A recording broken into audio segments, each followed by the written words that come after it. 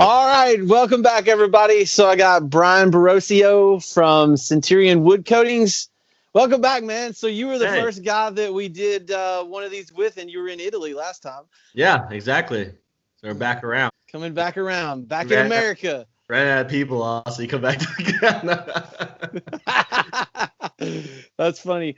Well, great, man. Hey, man, we're glad to have you on. We're going to talk about some CIC products, clarify some questions that people have. Obviously, I've been a fan of CIC for a while now. So now we got you and Jeff working for CIC, and you guys are rolling out sort of a new plan. Yeah, we are. Yeah, just an intro into myself first. I'm Bryan Barocio. If nobody knows me, I have a number of years in the industry as far as the wood finish industry. I was a finisher myself. I had my own finishing shop, and then also I worked for a number of different people, Worth Lewis and Company, selling Malaysia with Jeff, and also MK Sales, selling render. So that's the kind of background I come from on the sales side, and also the knowledge that I have is over 18 years experience of wood finishing. As a little intro to myself, but yeah, we're doing some pretty cool stuff. Me and Jeff here at Centurion Wood Coatings, introducing some new products to the line, reorganizing the organization, just get everything rolling in the right direction. So. Well, so why don't you give us a rundown? Because some of the products that I've known, you guys have rolled out a little bit different numbering system. So you guys sell both solvent and water base. So why don't you give us a rundown of the products, and then we'll talk about each one of them individually and some questions that people might have. Also, I want to point out that Bryan is probably one of the only sales guys out there that know a lot about water-based coatings, not only from CIC, but as he's worked with render and stuff. So he knows like what's comparable and what works. And so he's a real wealth of knowledge just with water-based in general. Yeah. And then we tossed ideas back and forth, me and you, Eric. Sure. And, initially I didn't have a lot of knowledge in water-based. Obviously I was a solvent head, and gotta spray lacquer. But as you grow and as the industry grows and as these resins become more available in the market, we're actually able to test things out and notice that, water-based does have a certain textile kind of feel to a real soft, velvety feel. And you still get the durability and the flexibility that typical, pre-cat or post-catalyzed conversion varnish, you can't get. You can't get that flexibility. And also the water resistance and stuff is a huge benefit with water. I know that sounds weird, but it just holds up extremely well. Exactly. Yeah, that's really interesting. I think the main corporate to that is that you're going to have a product that is, I guess it's not so fragile, it's not so dense. So you don't get like hairline cracks in where you can't really see it, and then you get the water seepage at the edges. Especially if we're educating the market how to sand the edges down correctly. That helps with having the material float over the edge instead of pulling away from the edge. Yeah. So and also what we found too. The last time we talked, what we've learned since then about what we can do with water-based coatings is next level. Sure. I'm doing 2-coat water-based systems now that looks like 3 or 4 coats because the solids are so high, and we found that you can pile them on pretty heavy, and it's game changing. And then also I just invested in the IR technology, which I know we've been talking with your all's coatings, and we'll talk about that as we go. You can cure these things, a whole rack of doors, in 30-40 minutes. Crazy. Full cure. It's crazy. Stack ready to go. Yep. 30-40 absolutely. Minutes. Yeah. You can finish it, and 30 minutes later you can have your contractor come and pick it up. Yes. So it's awesome. So for our product, the product lines that Centurion has to offer, we offer the water-based and also a solvent-based line. Our solvent-based line are typical pre-cat, nitro, cellulose products. Also post-catalyzed conversion varnish. We sell a number of undercoaters. Obviously the vinyl undercoater and the vinyl sealer, and also a lacquer undercoater as well. We sell a number of different products, aerosol cans. And on the water-based side, we sell a 400 series, which is our acrylic water base, and also the 2800 series, which is our polyurethane product, 1K, 2K kind of product. And then we sell a 2400 series, which is our flooring product. It's thinner viscosity, can be mopped on, squeegeed on, whatever you want to do. Very durable. That's the one they used in all the Victoria's Secret outfits. Yep. And then we also have a 1800 series, which is our 2K polyurethane. And as far as our specialty products, we have a 1107 primer, which is our high build tannin locking primer, dye locking primer. And then we also have a 3028, CW 3028, which is going to be our natural look. And we also have the CW 1106, which is our acrylic high build primer, typical for new projects, stuff like that. And we also, we have a wealth of different products available for the market. What we see is that the market, really needs in this time. So yeah, that's the kind of products that we have to offer. And we have tons of products. We don't limit ourselves. If there's something new that needs to be designed out there, we definitely look forward to designing it and trying to see if it fits into our marketing and also our plan for the market. But yeah, we have a number of different products that have been doing really well in the market. We see that the 1107 primer that you've been helping us get out there as well. The 1107 primer is doing really well for high build, high fill, tannin blocking, dye migration blocking primer. But it works a little bit differently than most people think, But if you see, so we have a number of different products. Obviously, we have a CS, which is our Centurion solvent, and CW, which is our Centurion water. And for our CW, you're going to find we have this 1106, which is our vinyl undercoated primer. So not to get the ones mixed up, maybe we should be posting more CS and CW instead of just saying 1107. Those are just typical part numbers, that we have out there. So we see people getting a little bit confused with those part numbers. But yeah, we do have a solvent-based side and a water-based side, and our solvent base is CS, our water base is CW. Yeah, good. Thanks for that clarification. So let's jump into the 1107 because we've had a lot of confusion about this, and I've got some samples here to kind of talk about this. I did a test, if you're interested in this, that explains this, and I'll put a link in the description below, where I tested this product over a solvent-based stain, a alcohol-based dye, which was kind of like a Sharpie marker, and then I did a water-based red dye, and then I also did a piece of oak that had a mineral streak in it, which is something I kind of want to explain a little bit, because a lot of people that are dealing with what they think is tannin bleed in refinishing may or may not be. There's kind of three things that pop up. So I've got a piece of oak here, and I want to show you where you would get tannin bleed and where you would not with oak. So for instance, there's a streak right here in this piece right here. So if I was to spray this with the 1107 on my first coat, I'm going to see some type of yellowing through this right here. The rest of this, I probably won't see. I won't see anything because there's no tannic acid in there. It's only in the streaks. Same thing with maple. When you see things like this on raw wood, that right there, I'm going to get bleed on that every time. So what happens in refinishing though is dye migration, or you see some type of contamination like grease.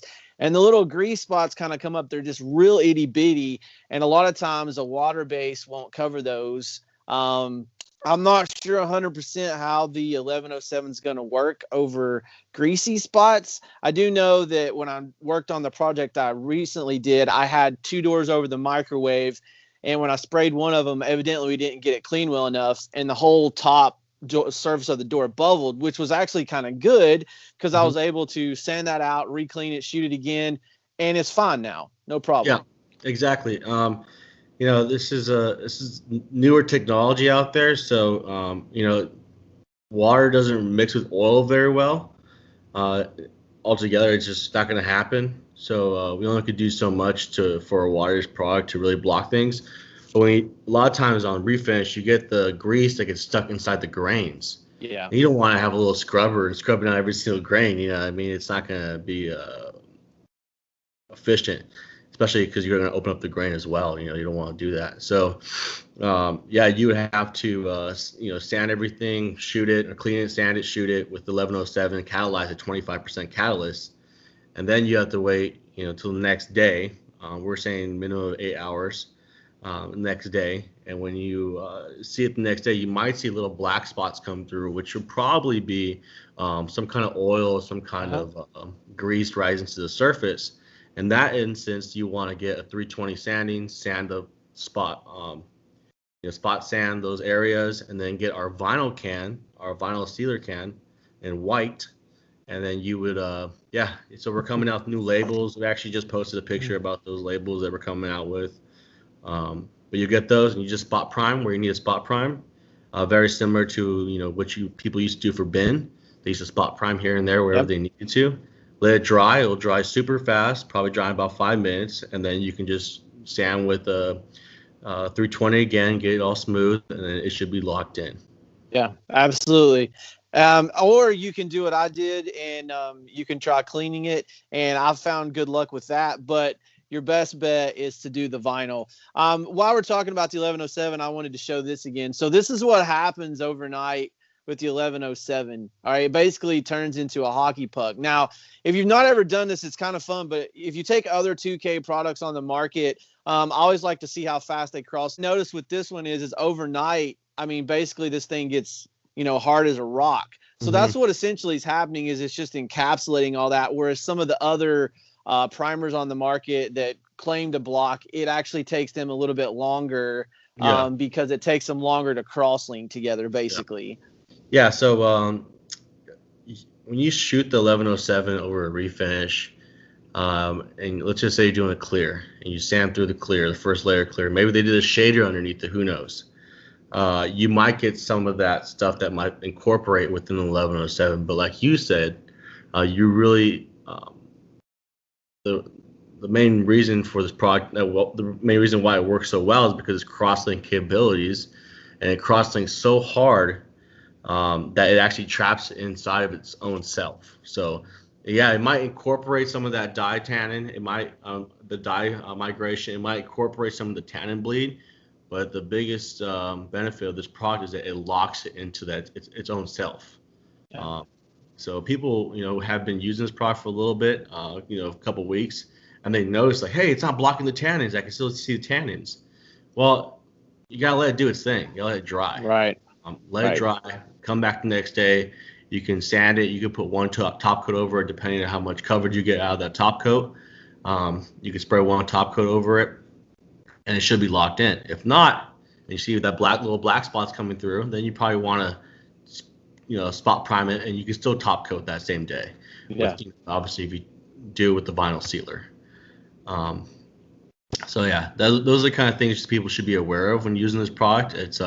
It's different technology. You're going to see the tannin bleed come through, but if you know yourself that you catalyzed at 25% and you shot it on, and you waited, 8 to 10 hours next day, then you shouldn't have an issue. Unless you have those little black spots that come through, then probably a little bit of grease. The best place to use 1106 over 1107 and kind of give us a comparison between the two.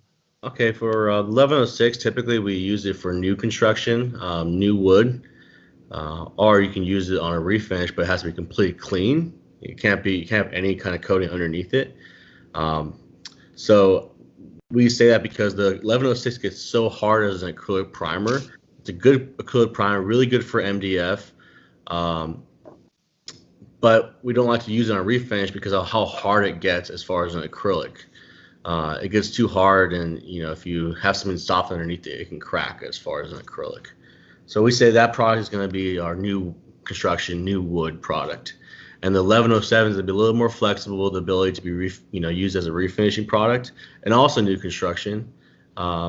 So those are the two different reasons why you would use 1106 to 1107, or CW 1106, CW 1107. Right. All right. So while we're talking about that, let's talk about the catalyzation ratios. So it's like 10 to 25%, right? Yeah. on the CW 1107.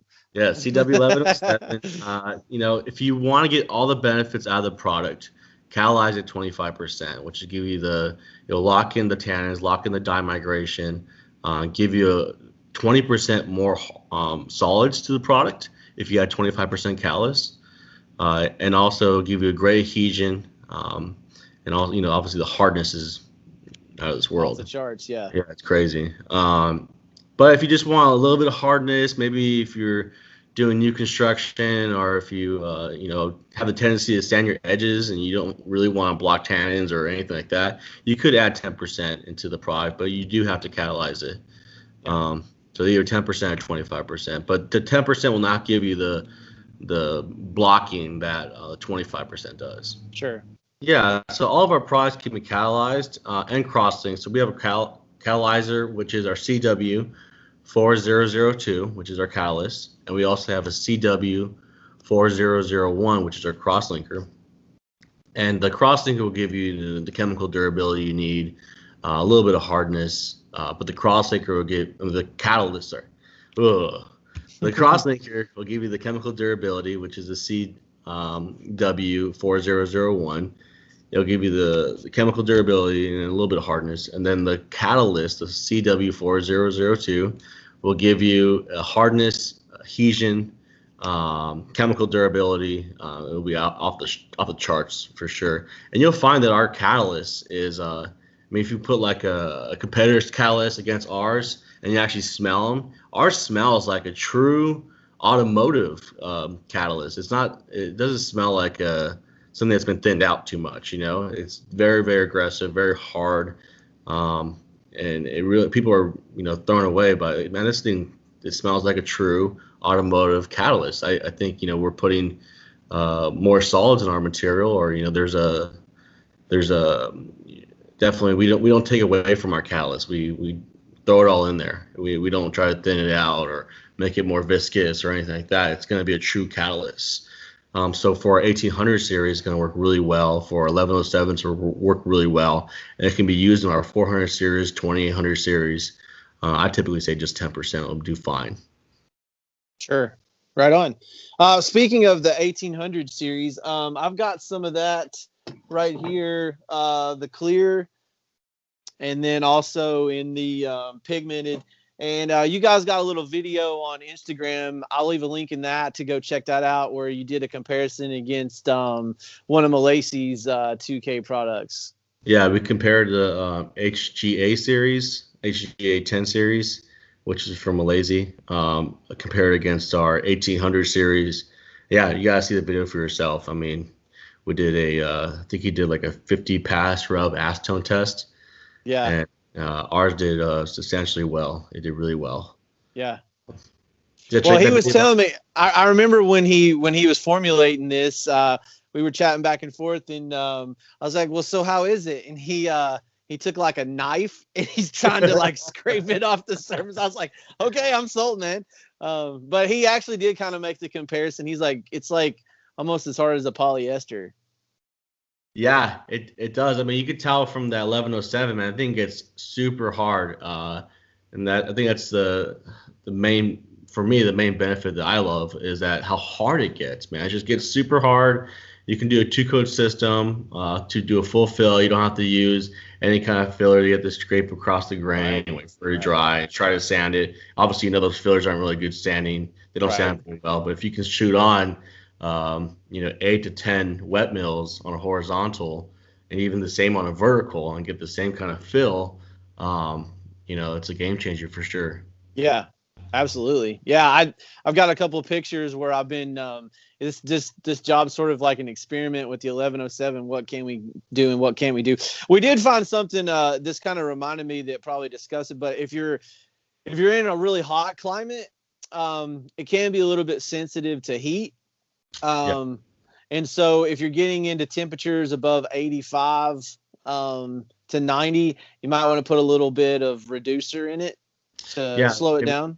Yeah, a little bit of maybe some colder water. I typically, reduce my materials. And if you're going to reduce it, so if it's cold one day, then you might want to put a little bit of warm water or hot water inside the material. But but the 1107 doesn't like heat very much. Especially, I think it's mostly because of the catalyst and how the catalyst reacts to heat. So I would say, stay away from heat as much as possible. But if you're going to add a little bit of cold water to the product, 1107, at its full strength, 25% catalyst, add it after you add the catalyst. And then throw the water inside the catalyzed product. Right. 10% should be fine. Sweet. So let's talk about the 2800 series, the polyurethane. I've got a flat black door. Sorry, it's kind of rough, but man, that's sick, dude. Actually, that's my favorite product. I think that product you have right there is a CW 3025, which is our 2800 series. And just give a little understanding of how our series work. If we say 2800 series, the last two digits of the number sequence are going to be the start of the series. So 3028 is our high gloss, and that's the start of the series. And then we go all the way down to 3025. So it'll be 3025, 3026, 3027, 3028. The 3028 is going to be 2800 series, everything that falls below it. That product you have right there is going to be the CW 3025, and I believe you tinted it to black, correct? It is. Yep. It's flat. Yep. Yeah. So that's my favorite product. I experiment with that product a lot. I love it, man. I think as far as a American-made product, using European resins, we have a winner right there with a 3025, excuse me. And the whole entire series altogether is just a phenomenal series and what it has to offer. I mean, I don't think there's anybody in the United States doing what we're doing currently. No, I mean, I don't know of anyone. No, they're not even close. No. So, and the other thing I would notice this too is if I might leave a link to Bob Close, but this stuff, like, you can use like a foam roller or a foam brush, and you can roll this stuff on, and it looks like it's sprayed. It's absolutely incredible, and it has a really unique feel to it. It has it's just there's something about it that's like, I mean, it just, I don't know what it is, but it feels awesome, man. Butter. Yeah. And then also you put the crosslinker in that thing. I actually haven't done the hardener in that, believe it or not, yet. So this job I'm doing right now, we're going to put the hardener in it. We'll do some, but I added the hardener, we recently just changed up our hardener. So I added our new hardener, and it worked really well. I added anywhere from 10 to 25%. Obviously 25%, we're going to it's going to kick off a little bit faster. And I'll go back to 1107 on that. The catalyst, when you add 25%, you have about a 2.5 to 3 hour pot life. So please, guys, if you use this stuff, make sure you're taking the correct steps to clean out your pumps. I don't want anybody to have their whole pump seize up because of our 1107. So please, after you're done using it, please clean your pumps out. But yeah, man, it's a great product. 1107 also. The 2800 series catalyzed at 10 to 25%. I typically say 10 because with 2800 series, I just find that 10 and you can have a 6 hour pot life, 6 to 7 hours, and it's easier to use. 25 requires a little bit more knowledge of how to spray. If you're somebody brand new to the industry, I haven't been doing this very long, I would suggest you just use 10%. Unless you have to use 25% for some reason. I would definitely practice or test, don't guess. There you go. Absolutely. So. Yeah, Great Plains, another guy on Instagram. He did some, I think they were pine tabletops for a restaurant, and he catalyzed it at 25%. Mm-hmm. And I think at the time when he did that, I was like, whoa, 25%. I didn't even know you could catalyze it that much. Yeah, you can catalyze 25%. I think we're the only products, the water-based products in the industry currently, you can catalyze up to 25% to make it a typical true polyurethane, automotive polyurethane style of material. Yeah. Now, is that the same with the 1800 series, your True K, the True 2K? Are those up to 25% or? Those are 25%, but it has to be catalyzed. You can do anywhere from 10 to 25%. Really versatile product. I think you're going to enjoy that one as well. Yeah. I know we shot a little bit when I was out in California hanging out with Dennis Rodriguez, and we were like super impressed with the clear. We had a good time, man. It was a good time. Yeah, I had fun out there. yeah. It was. The food was great. That's first of all. The weather was great. That's second. And then third, the coatings were great. So we had a good time. Yeah, absolutely. Surf prep. Absolutely.